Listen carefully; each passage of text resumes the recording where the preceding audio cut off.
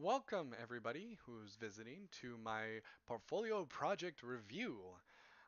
So I'm going to jump right in and kind of go over what I created here. This is the portfolio site that I created. I utilized HTML5 and CSS3 and jQuery to create the entire piece. I did it in Dreamweaver. One of the things I'm particularly proud, because I see this as much of a portfolio piece as every other piece in here, is that I created it to be responsive. So let's toggle it down into cell phone view.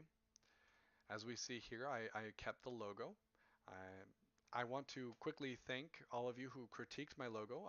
I originally had a circular design, and you guys suggested that I go with the angular design that I also showed that I had started with, and I like it. I like it a lot and how it fits in the entire piece. So thank you all who have helped me with that. Um, As you can see, it's still very easy to read. It maintains the color and the cohesiveness. I've got a little um, hamburger menu here. Goes over our videos, my print design, and my previous two portfolio websites that I've done. And then of course this can go up into the iPad Air Mini 2 or a laptop view. Everything sits very well in my opinion, and it looks really good.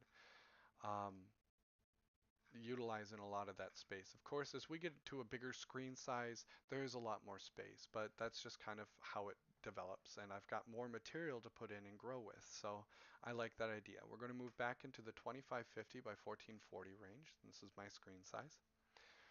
And we're going to once again look at the different pieces. First of all, over here, I have my design background, what I've done in education, the different programs I utilize for design, as we can see here. And over here, yes, Dreamweaver is over here, um, but I see it more as the design. It's also part of the coding. But over here, I have more of my coding and developer, web developer side. Okay, and it kind of accentuates that work that I've done. Moving to our print gallery, my print gallery here. I have the different pieces as thumbnails, and then when you click on them, it's going to draw them up into a jQuery Lightbox, kind of to show off my skills in that, but also when you click on something, it opens a new window, that becomes a whole ordeal and process. I kind of want to keep it all self-contained in the website as much as possible, other than my other two websites. And we're going to focus real quick on this piece here. This was the original piece that we had, and then we worked on to make it even better for a portfolio project. I did not have this logo here the first time, or these brown bars. These are new. And then, of course, I've moved everything over to um, accommodate them. So originally it was just the typing and the typography, and it was readable, but not very. I wanted it to pop out more. I wanted the information to be more visible. So what I did is add these extra brown bars to it, so that way this beautiful yellow orange typography was more visible and more easy to read, but didn't detract from the overall piece, and I feel it doesn't.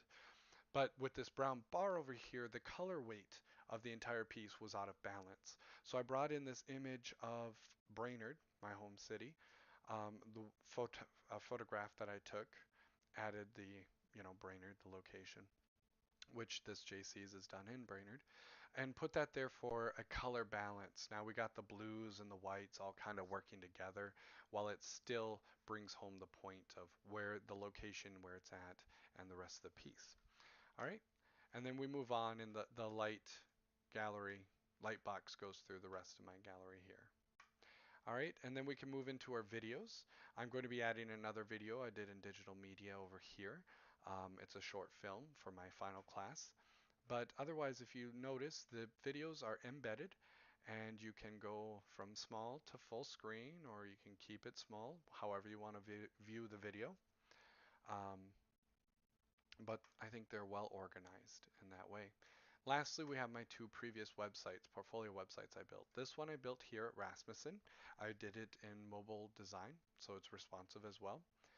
And it goes over and about me, my education, my portfolio, which is larger than the one that we built. because now we've thought more about each of the pieces and why they're in there and brought in the reasoning.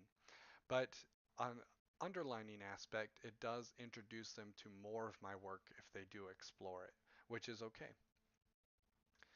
This portfolio I did pre-Rasmussen.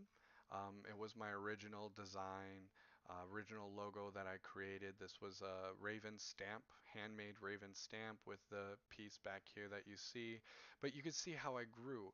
This right here shows that I'd split that to increase, with my HTML. I didn't know how to expand it over the entire piece. You know, I feel that these sites help complement my work because it shows how much I've grown from where I was at years ago, mind you. These are Photoshop pieces I've done. These are physical drawings. These are line art that I've done. And yes, you can look at each of these pieces as well, but not in a light box because I've grown. Multimedia, jack of all trades, things that I've done. So that's my portfolio website here. I hope you really liked it. I know it went pretty fast, but 3 to 5 minutes isn't very long, so I tried to cover everything. And I'm really happy with the results. So I look forward to hearing your points, your advice, and your critiques. Thank you. Bye.